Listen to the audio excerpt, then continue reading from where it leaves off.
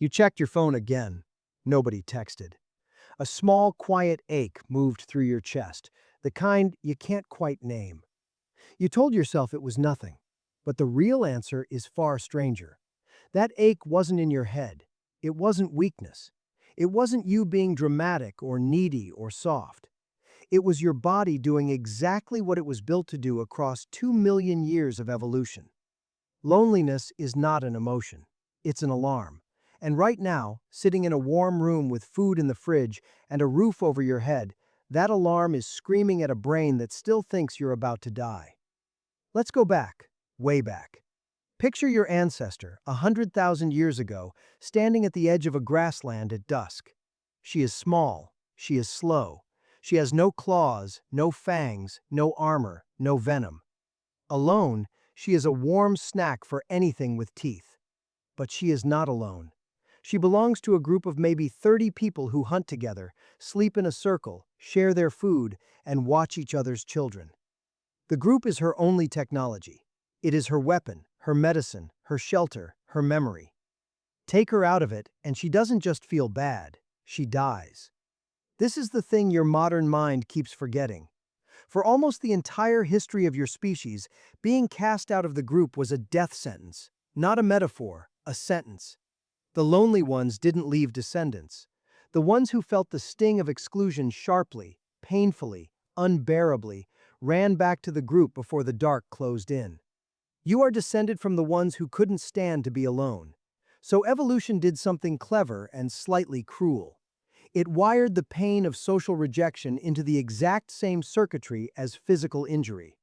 To your ancient brain, losing your people and breaking your leg were the same category of emergency. Both meant you were now vulnerable. Both had to hurt enough to make you act. Here is where it stops being a story and starts being a fact you can measure. A neuroscientist named Naomi Eisenberger at UCLA ran an experiment that sounds almost too simple to matter. She put people in a brain scanner and had them play a basic online ball tossing game with two other players. At first, everyone passed the ball around. Then, secretly, the other two players stopped throwing it to the participant. They were left out, ignored, watching a game they were no longer part of. Nothing physical happened. No pain, no touch, just a little animated ball no longer coming their way. And their brains lit up as if they'd been burned. The region that activated, the dorsal anterior cingulate cortex, is the same region that processes the raw distress of physical pain.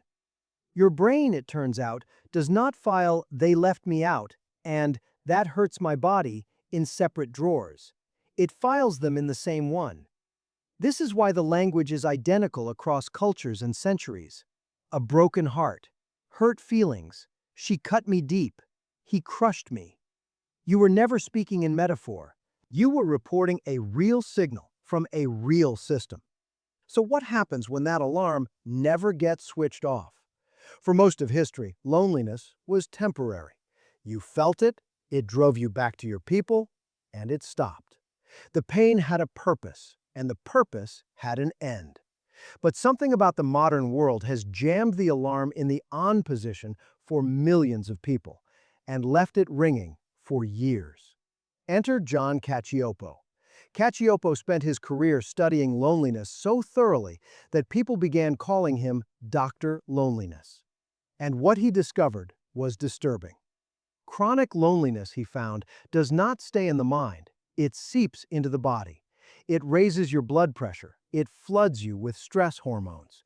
It disrupts your sleep in tiny ways you never notice, waking your brain slightly through the night because a solitary human on the ancient savanna could not afford to sleep too deeply. Something might come in the dark. So your body keeps one eye open, night after night, year after year. A nervous system stuck in a threat it can't see and can't escape. And Cacioppo noticed something that turns everything upside down. Lonely people don't become warm and open, desperate to connect. They become guarded, suspicious, quick to read hostility in a neutral face. It seems backwards until you remember the logic of the ancient world. If you've been pushed to the edge of the group, everyone around you is now a potential threat. Your brain sharpens into self-protection. It scans for danger instead of friendship, which, tragically, pushes people further away. Loneliness, in other words, feeds itself. The very state that makes you crave connection also makes you flinch from it. Have you ever felt that? The strange pull of wanting to be around people and dreading it at the same time. That's not a personality flaw. That's a 2 million-year-old survival program running in a world it was never designed for. But it gets deeper than mood. It goes all the way down to your genes. A researcher named Steve Cole studied what loneliness does inside your cells, and what he found reads like science fiction. In chronically lonely people, certain genes quietly change how active they are. The genes that fight viruses turn down. The genes that drive inflammation turn up. Cole gave this pattern a name, a conserved transcriptional response to adversity. But the plain English version is simpler and stranger than the term. Your body prepares for a different kind of threat depending on whether you feel connected or alone. Think about what that means. In the ancient world, if you were surrounded by your group, the biggest danger was catching a virus from all those bodies close together, so your immune system leaned toward fighting infection. But if you were alone, out on the edge, the biggest danger was a wound, a bite, a fall, an injury with no one to help you heal. So the body shifted its defenses toward inflammation, the response to physical damage.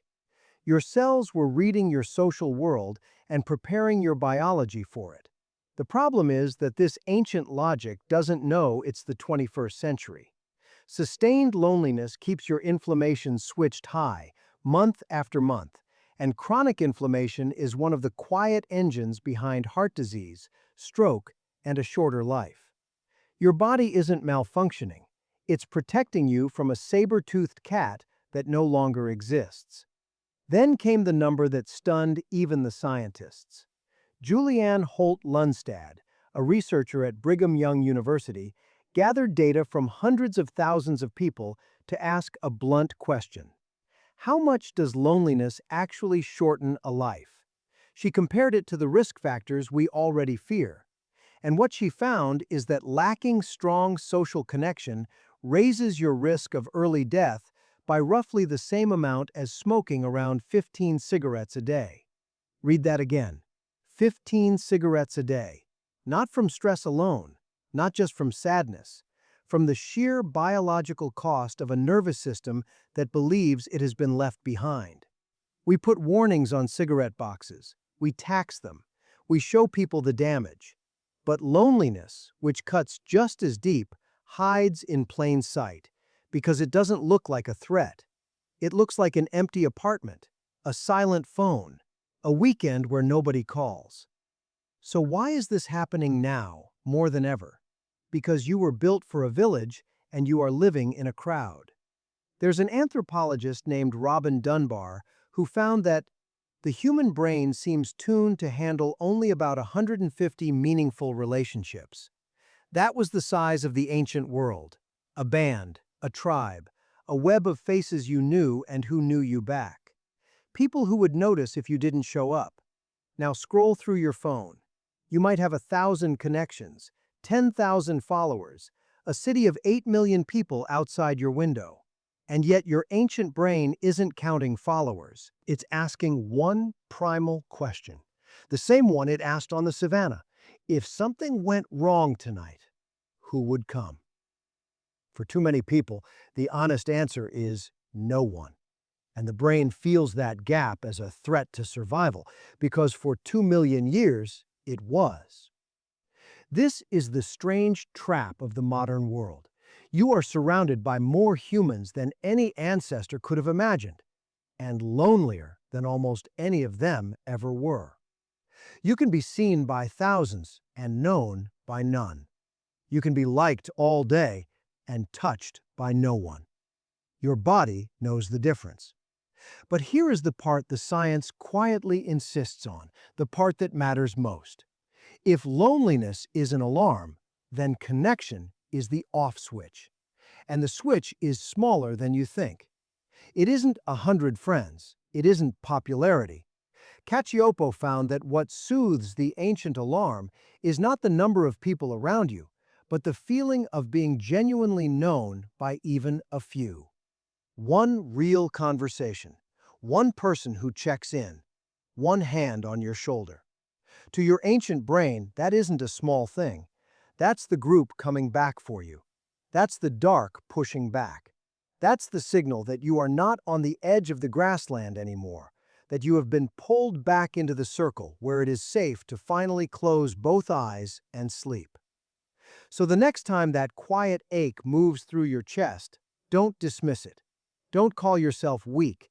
It is the oldest, most honest part of you, doing the job it was built for, telling you a truth your ancestors would have understood instantly. You were never meant to do this alone. You checked your phone again. Nobody texted. And now you know what that small ache really is. It isn't nothing.